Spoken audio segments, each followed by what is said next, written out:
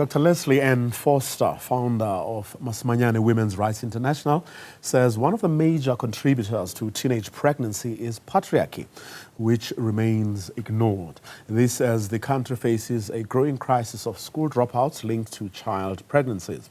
In KwaZulu-Natal, just 2,000 of the 25,000 pupils who fell pregnant between 2023 and 2024 stayed in school. Meanwhile, the Eastern Cape saw over 5,000 teens between the ages of 15 and 19 giving birth to in the months of April to June. Let's stay with this theme and bring in Soul City Institute for Social Justice CEO, Phinah Kodisang. Phinah, a very good afternoon to you. Thanks very much for your time. It warmed my heart earlier, just before I came on air. I watched a piece by Malungelo Boy on a woman who turned her fortunes around after what may have been a setback for many people. But of course, I mean, that's not every girl's story. Yeah, thanks Vuyo for having me, and good afternoon to everyone.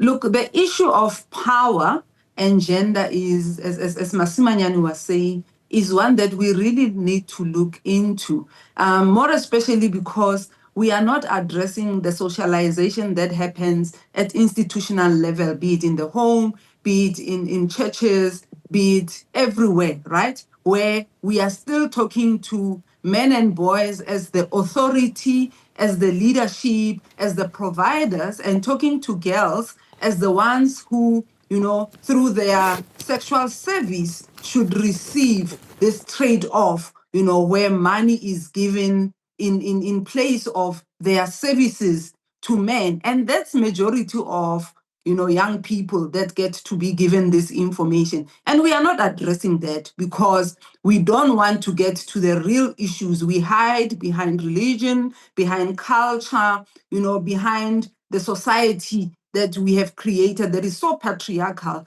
that, you know, even when young people believe it's consensual, it's agency that they are exercising, they are actually being manipulated and controlled. Because if someone is dangling a carrot before you that if you give me this, I'll give you this money, you know, you don't really have a choice, even if you believe you do. So we really need to move away from creating these imbalanced societies and move into where we empower boys and girls equally, so that when that choice is made, it's not because I'm trying to survive, but I'm actually really making that choice. Would that be the conceptual clarity that Dr. N. Foster, the founder of Masmanyane, was talking about?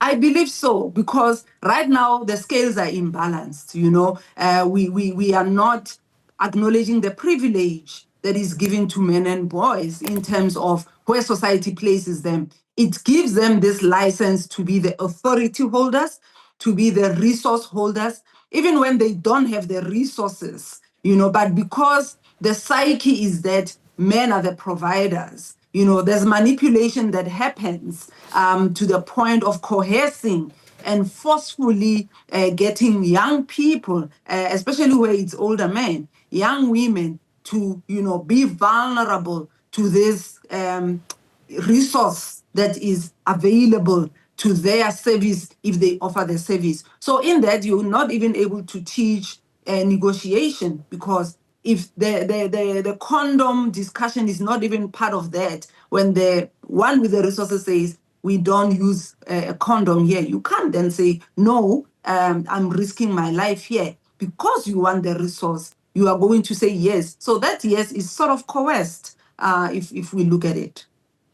So the role really of comprehensive sexual education, one would imagine, cannot be overemphasized. Even in the home, right? And not leaving it to schools. Because the other issue is that these conversations are not happening at parent-children level. We are sort of delegating teachers and the schools to do the work of having these conversations. So the values that we are instilling in the home is not that of saying, look, even if you don't have, this weave, you are still valuable, you are still beautiful. We are not encouraging our children to want to have the money themselves so that it's your money that buys you that weave. We are, portraying this lifestyle that comes with easy access, if you know how to talk to men that holds power, if you know how, to parade your body to men that hold power, and if you are able to sort of lower your standards as a young woman, and just take whoever is able to give you the money. So we need to, at the home level, start engaging and affirming our young women, also talking to our boys in an affirming way to say you don't need to have physical power over somebody for you to feel that you are a man. So patriarchy really needs to be dismantled at all levels, even in simplest forms of dismantling patriarchy.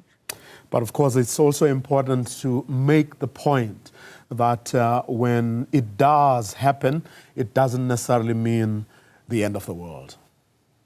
It doesn't mean the end of the world. And we need to be very, proactive and not reactive. As Dr. Lesliane was saying, we are more prone to reacting instead of preventing. We don't invest half as much in prevention efforts as a country. We have a lot of biomedical interventions. We have a lot of reactive programs that we invest money in, but we don't do what Soul City, for example, is known for, which is behavior change communication, where we go into schools and at a very young age, from as young as 8, we start talking to young people about knowing themselves, knowing their bodies, and knowing when to say yes and when to say no, what consent is, where do you draw the line, what are the boundaries in healthy relationships, because all these power imbalances also create a dynamic around violence that becomes now the next issue that we face as a country. So each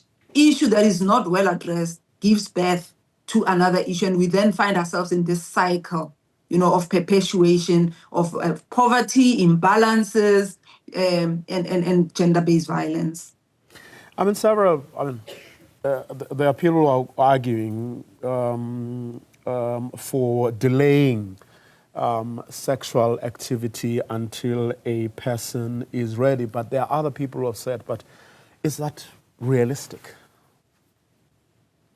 I believe it is. And maybe we don't tell the story in full because there are young people who really are not engaging in sex, right? Because they believe they are not emotionally and physically ready.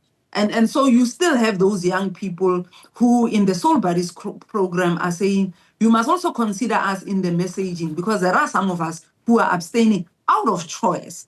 As much as there are those who are, being pressured by circumstances, whether it's peer pressure or these transactional relationships that we are talking about. But there's also a cohort of those young people who know that it's not the right time. And so we need to balance our messaging and not make it seem like all young people are engaging in early sexual debut, and what is the programming that we do for those who choose to delay sexual debut versus those who are forced, by circumstances to find themselves engaging in sexual relationships at an early age. And how do we make sure that even those that have started can decide to stop because they realize the danger and they are empowered to make informed decisions about their bodies. So we must not really give up and think, everyone is doing it and therefore, there's no balancing. We can actually balance